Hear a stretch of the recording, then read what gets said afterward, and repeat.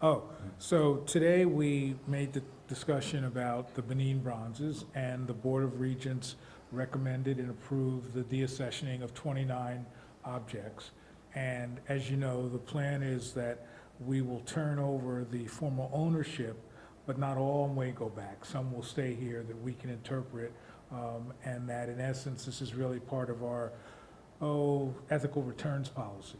The notion of saying that the Smithsonian needs to lead morally as well as legally, so to be able to consider ethical considerations as well as legal considerations when it comes to our collections. And the Benin bronzes are really the first example of that. And do you have a sense of how many will, physically go to Nigeria and how many might stay? We're still negotiating that. Right now, we've deaccessioned all 29. My sense is that probably 20 will go back and 9 will stay, but I think that's still to be determined in our negotiations. And that's partly the decision, like how much of that decision is the Nigerians? Well, I think that we've already talked to the Nigerians who have been comfortable saying, yes, some of this should stay. We just haven't said how to define some. Yeah, the deaccession the Board of Regents approved is of all 29 of them. Yeah. Ultimately, it's up to the Nigerians to decide how many would basically be on loan to the Smithsonian and for how long, but we expect it to be some, exactly what, to be determined. And we were shortly to resign too. Oh, great. Did it feel momentous? I just wondered, like in the room, did it feel, was it emotional? Was it? I think it was a proud moment because we recognize that we want the Smithsonian, the world expects the Smithsonian to lead. And so as the Secretary said, how do we make sure we're considering all factors, doing it in a thoughtful, constructive, disciplined way, but ultimately leaning into doing the right thing in terms of the ethics of it. So I think the region was a unanimous vote in favor of the deaccessioning. So I think it was an important decision in and of the Benin, specifically as related to the Benin bronzes, but more broadly in terms of what we want the Smithsonian Institution to stand for. And we do recognize that there are other cultural institutions in this country and indeed around the world that are considering similar kinds of decisions. Hopefully some will be inspired by the leadership the Smithsonian is providing. Yeah, I think that's for me, the key is that as we define the Smithsonian, redefine the Smithsonian, it's about our leadership. Leadership in research, leadership in collections, but leadership in ethical considerations. And so this is really in part of keeping what, my framework that the Smithsonian is really working on, our shared future. And part of that shared future is leading. And this is one example of us leading. Other questions? Yeah. Yeah, speaking of that shared future, what progress was made today in terms of deciding the location of the two museums coming to DC? Was there any progress made? Have you dwindled the list down at all? There's always progress. I think that it's a process, right? And so the notion was that what we will do is we have sort of limited the number of sites. We have some primary sites that we're focusing on, but the process will unfold over the next several months. Because we have negotiations and conversations to have. But I'm very confident that we will meet our deadline by the end of the year. Wonderful. I know there are plenty of national figures involved and partners in deciding this and that you're consulting with. I'm a local reporter. I'm curious what local leaders or groups you're consulting with in terms of the Latino Museum and the Women's History Museum. Well, we've talked to a variety of groups. We've done formal and informal surveys.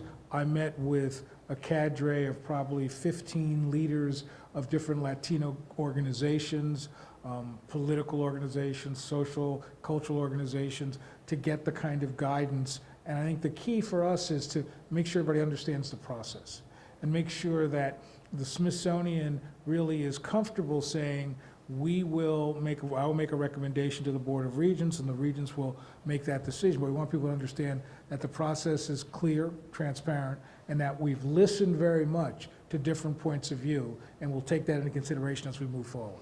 And just to build on that, as you know, both museums have been under discussion for more than a decade, but things really started accelerating 18 months ago when Congress passed the legislation.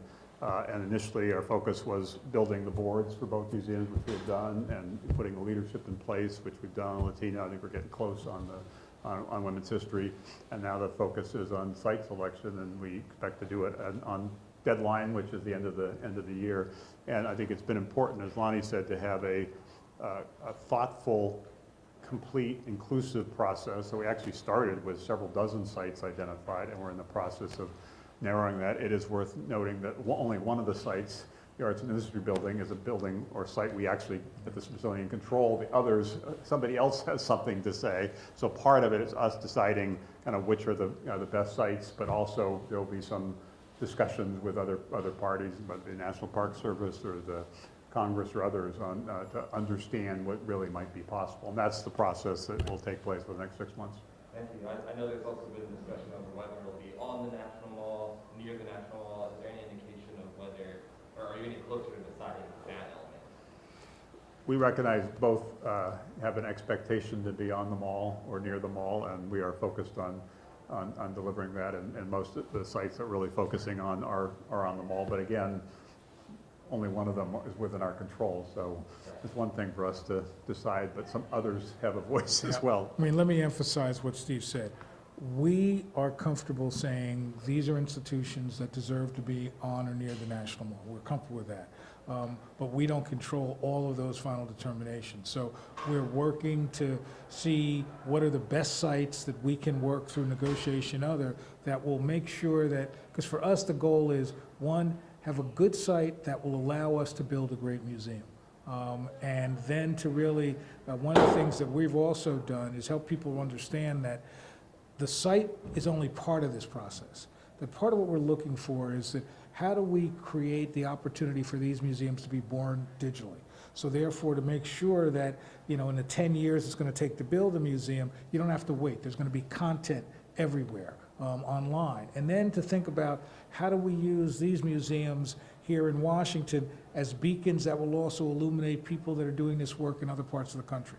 So that therefore it's really a kind of, I think your term was nexus, that we're really building on. And then obviously the other part of this is that we recognize that these museums are crucially important, but they're only part of the universe of the Smithsonian.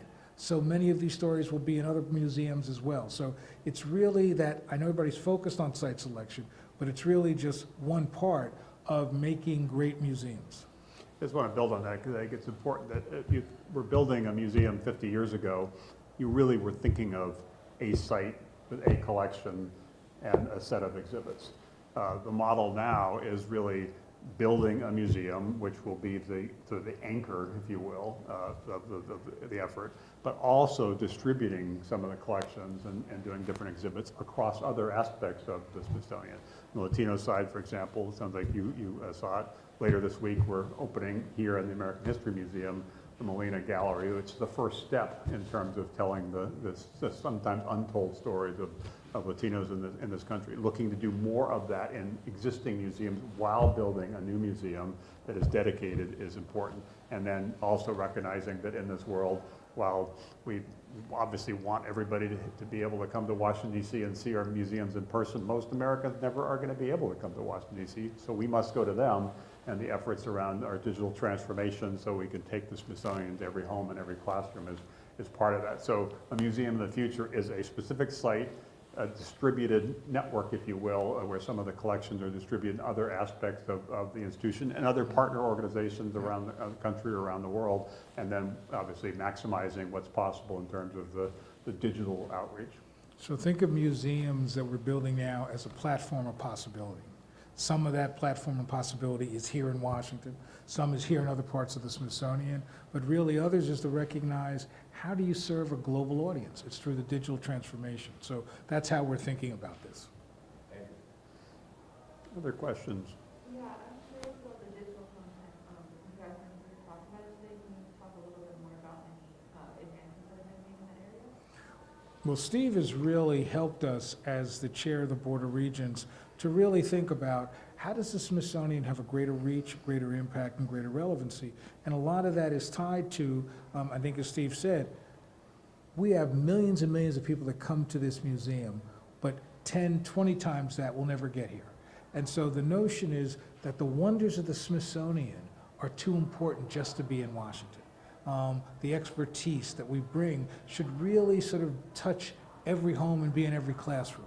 And so part of the digital transformation is really, one, looking at what does this mean to the Smithsonian?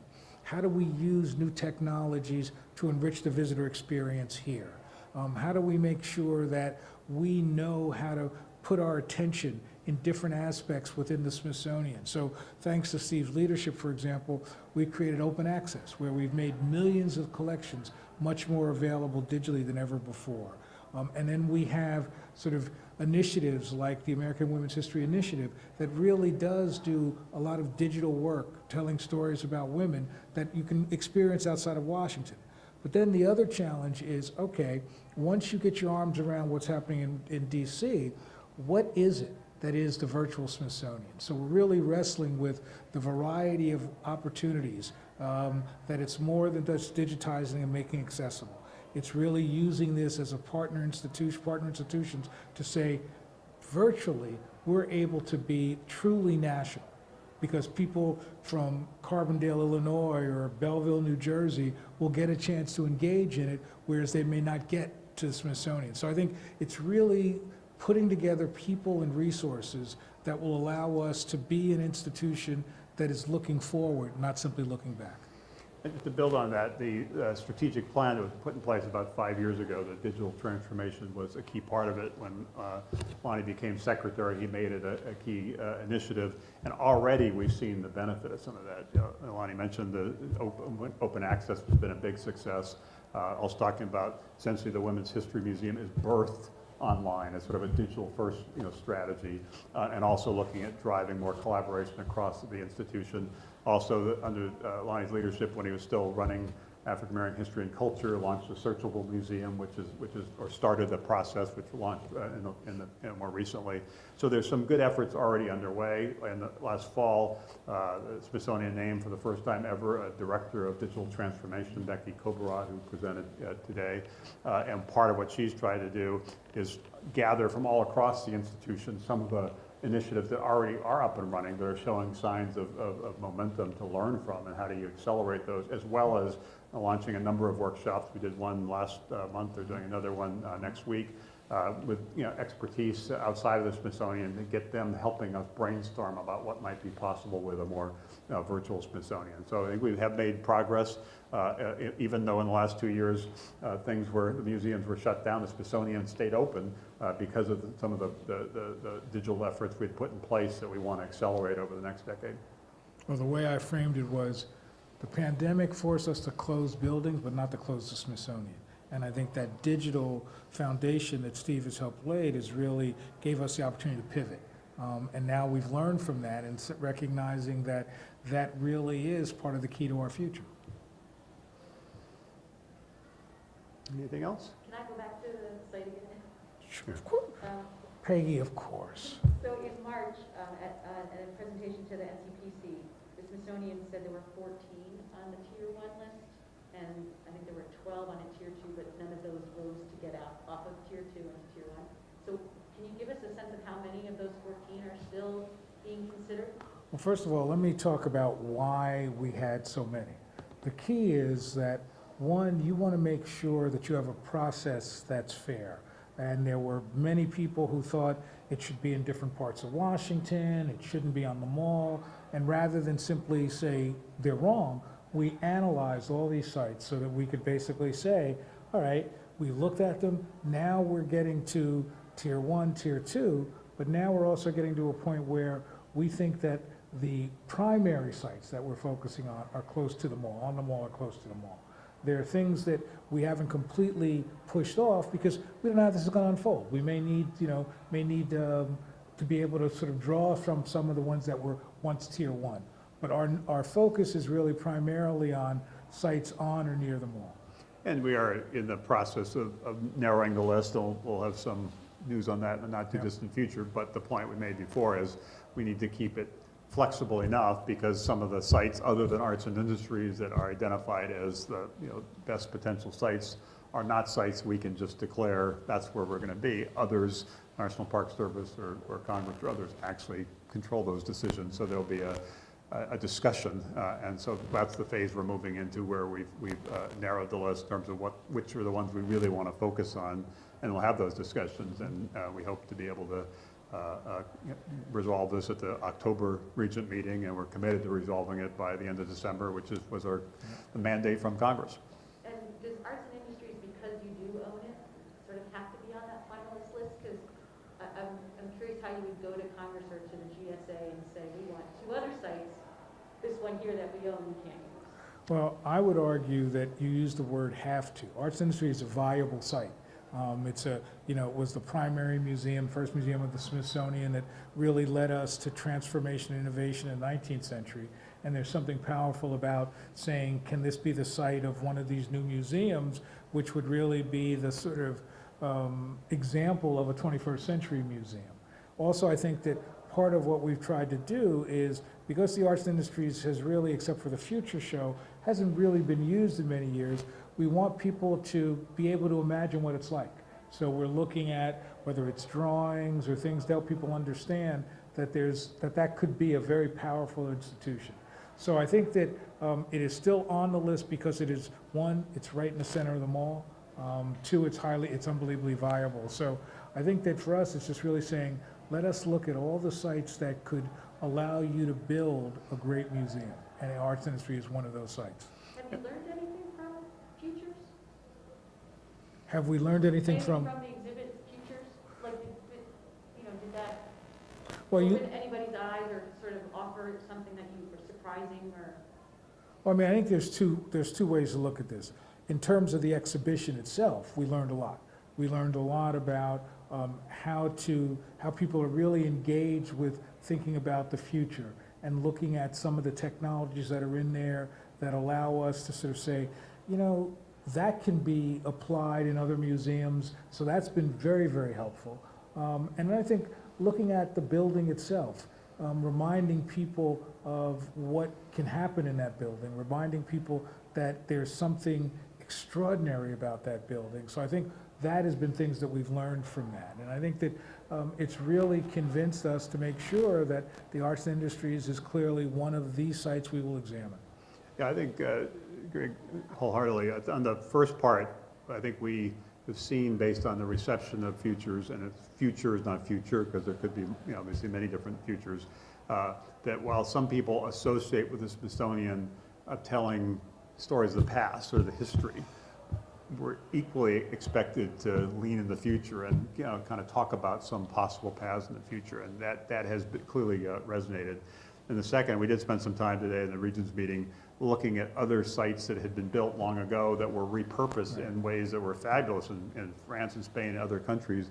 There are some of the world's most respected, you know, museums that had what some people might have thought were some structural issues or design issues going in that were completely reimagined to create fabulous different museums. So go ahead, I'm sorry. Right. I was going to say, for example, we looked at the Musée d'Orsay, which was a railroad station, and now it's a grand museum. So part of the challenge for all of us is to be able to imagine what that museum can be.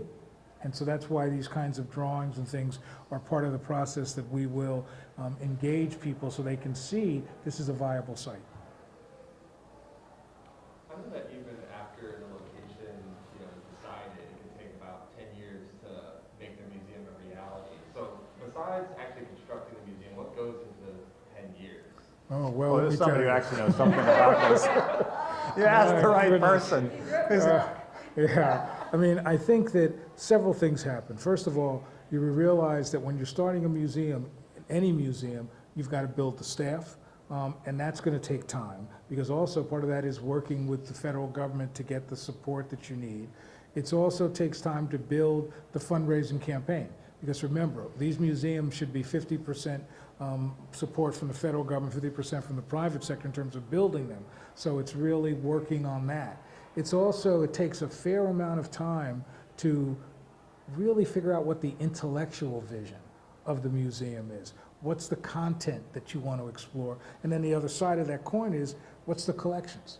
Do you have the collections? And one of the things we're committed to is that we don't ever want everything of either women, Latino, or African American to be in one place. So when we built the African American Museum, it took several years to build a collection because we didn't want to take from other parts of the Smithsonian. So I think there's all of that. And then, candidly, there's a lot of time that it takes to design and envision a building.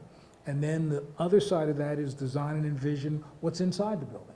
So it really is a process that, in the best case, is a 7-year process. right? But I think you want to give it time because you're only going to get one chance to build a great museum. So we want to get that right.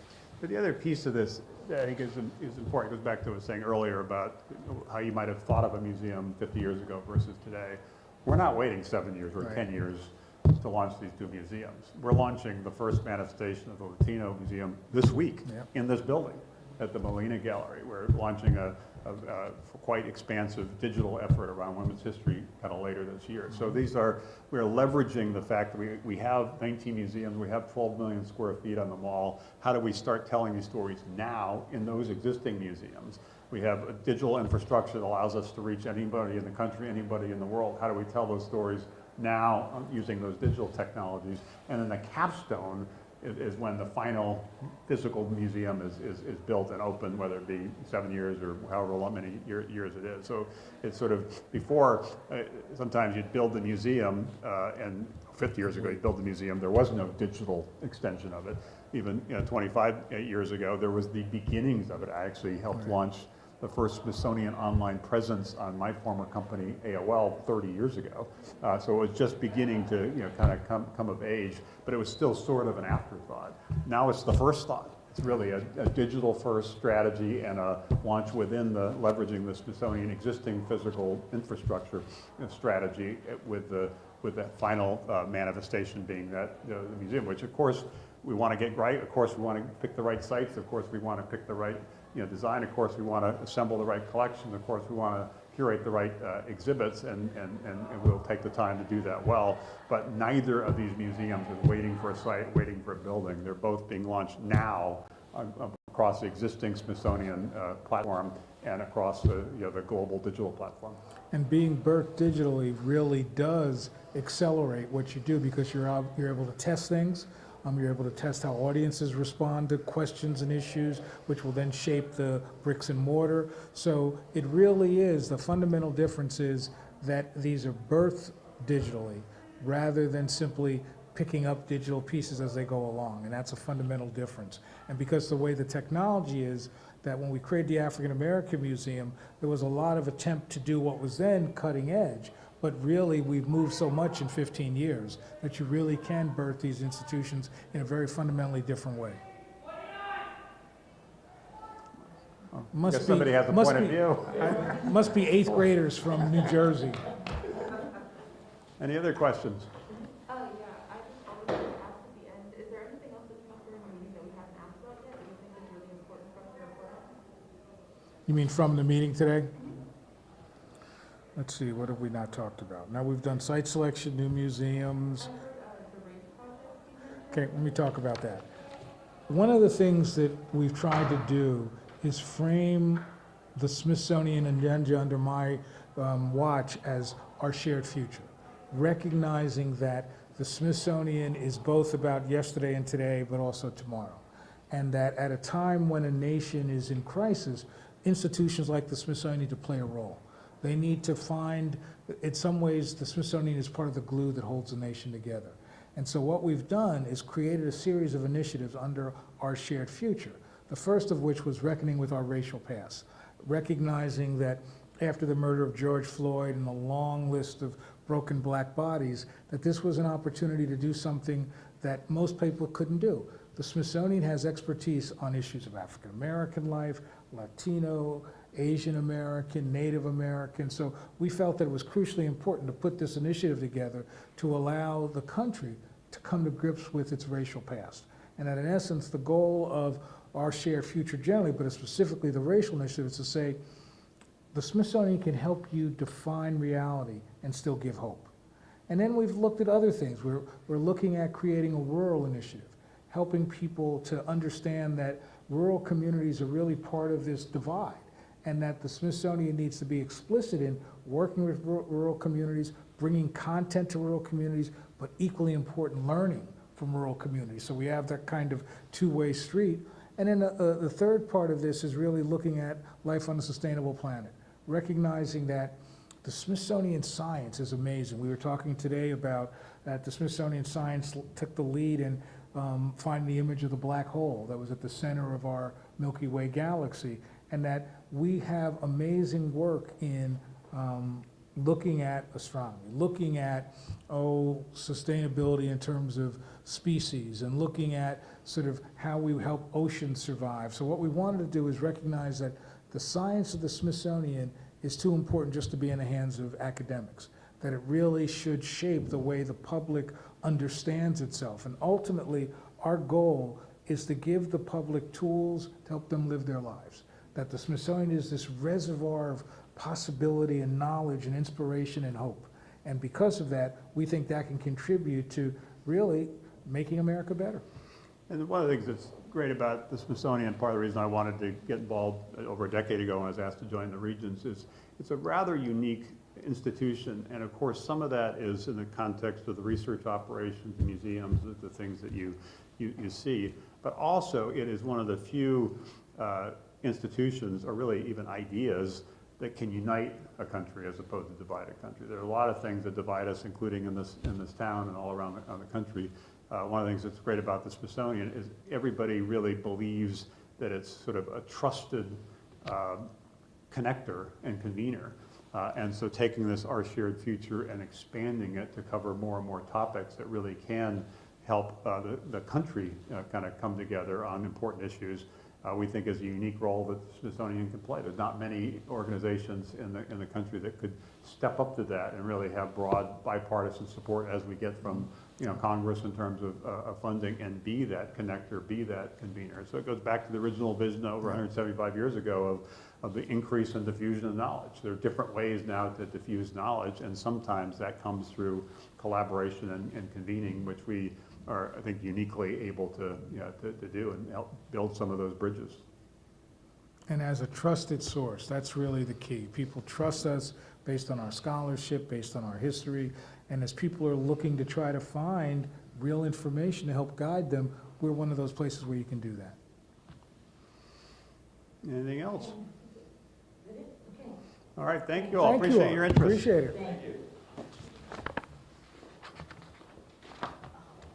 You got out of the light fast. What's that? You got out of the light fast, huh?